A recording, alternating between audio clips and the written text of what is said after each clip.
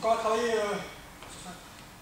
Tout à l'heure j'ai parlé du corps en mouvement qui crée des forces. Donc ce principe on peut le qualifier en fait de mécanique des forces. L'application est simple, tout corps en mouvement crée une force. Quand on va voir ça en défense au sol, notamment sur tentative de clé de cheville, je prends la cheville, voilà. Comprendre que la technique que je vais utiliser, enfin le mouvement de combat que je vais utiliser, dépend de ce que fait mon opposant. C'est-à-dire qu'entre le fait, s'il pompe vers l'arrière, ou s'il ponte sur le côté, on ne peut pas défendre de la même manière, c'est pas possible. Pourquoi? Parce qu'il pompe vers l'arrière, sa force elle tend dans cette direction. Bah, qu'est-ce que je fais? Au moment où il pompe, je vais l'accompagner pour supprimer cette force sur la cheville. Je vais pouvoir, bon, bien sûr si on n'est pas en grappling, la première chose qu'on vise, c'est ici. On va pas. Ensuite on a, avec la fente, on peut venir chercher la tête, un coup de genou. On peut enchaîner. On comprend? Donc on va éviter de se défendre en essayant de tirer la jambe ou en essayant de partir, je ne sais pas où, parce que lui ça ne va pas l'empêcher de travailler. Au moment où il ponte, je me sers de mes articulations qui sont toujours des leviers. C'est mon appui. Au moment où il ponte, je plie pour soulager et pour prendre appui au sol avec mon autre jambe, je vais pouvoir revenir sur lui. Donc ça c'est un premier point. Parce qu'il pompe vers l'arrière, je le suis. Maintenant il va compter sur le côté. Vous voyez bien l'articulation, je ne peux pas la mettre en porte-à-faux et essayer de repartir dans cette direction si mon genou est vrillé. Mécaniquement, je peux verrouiller aussi. En plus, donc mécaniquement c'est impossible.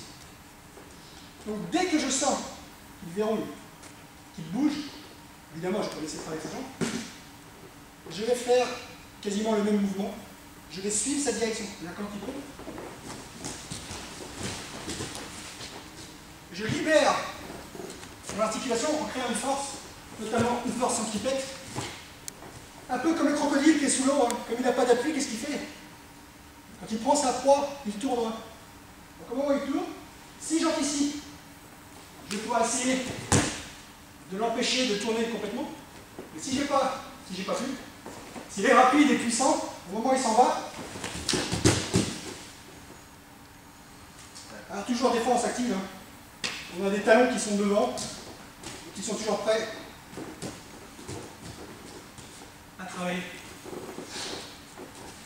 C'est exactement le même principe qu'on a vu pour les déséquilibres debout face au lutteur. C'est exactement le même principe parce que on parle de mouvement et on ne parle pas de technique. Ce sont des mouvements de combat et lors d'un mouvement on crée une force. Donc maintenant il va décider, est-ce qu'il va compter vers l'arrière ou est-ce qu'il va partir sur le côté? C'est lui qui choisit, il travaille.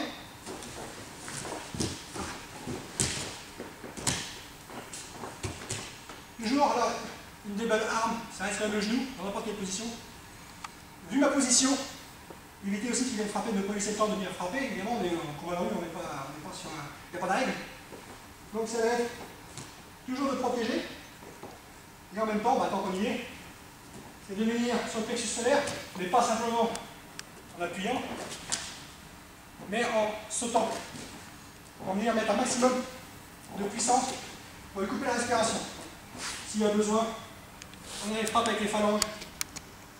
On a les yeux, phalanges, carotide. Et on libère. On a fait une fois.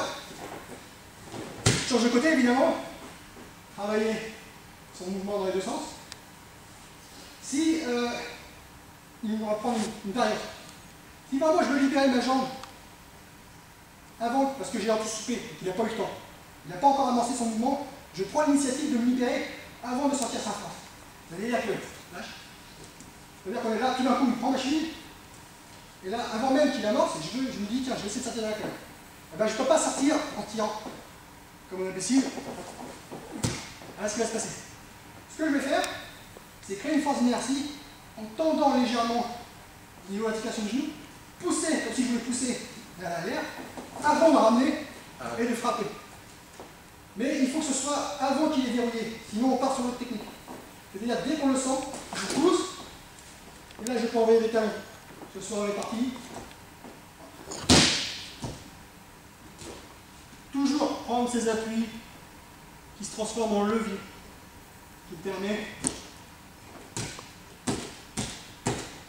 Ça peut être des exercices. Hein. On vient chercher niveau soit de la tempe, l'arcade sourcilière, la mâchoire, le nez, la gorge, le plexus, les parties. Et si on ne veut pas qu'il nous verrouille avec ses jambes, on va frapper l'intérieur de la cuisse ou bien le genou, la rotule. Pour créer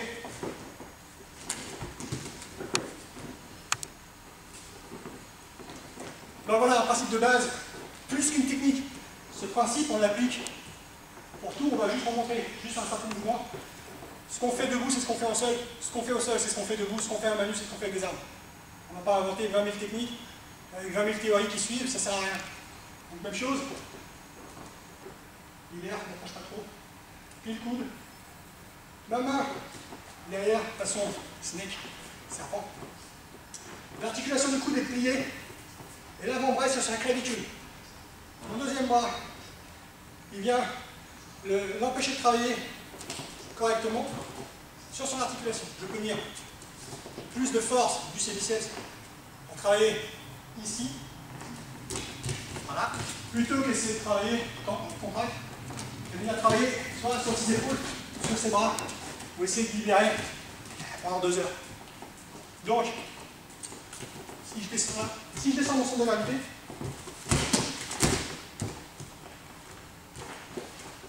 je vais essayer de me mettre au sol.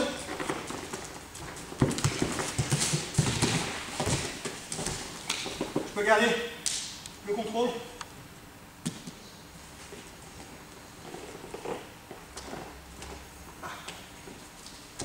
Quand il me tire, je ne résiste pas. Là, il utilise sa force, l'articulation du coude et tout son corps. Il a le dos droit. Le bassin vers l'arrière pour assurer ses appuis. Donc là, il est puissant. S'il m'emmène dans cette direction, je ne vais pas résister. Ah, on peut y passer la journée. Non, au moment où il m'emmène, je sens la pression et je l'accompagne. S'il écarte ses jambes pour pas que je fauche, c'est pas grave. Vous voyez, il écarte ses jambes, je ne peux pas les chercher parce qu'il me bloque la hanche. Donc dans ce cas-là, on va passer à autre chose. Je vais utiliser la notion du cercle.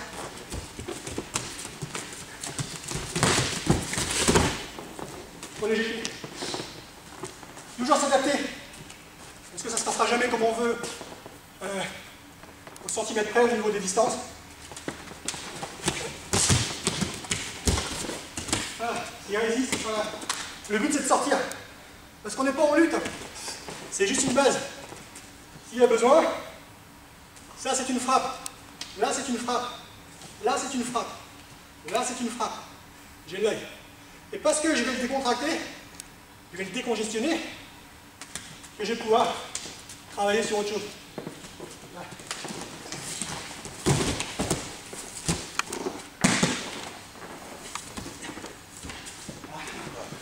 Là, fais fois. Souple. Essaye de m'emmener.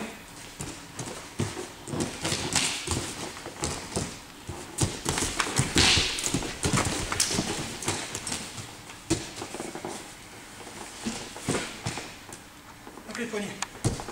On s'adapte. Voilà.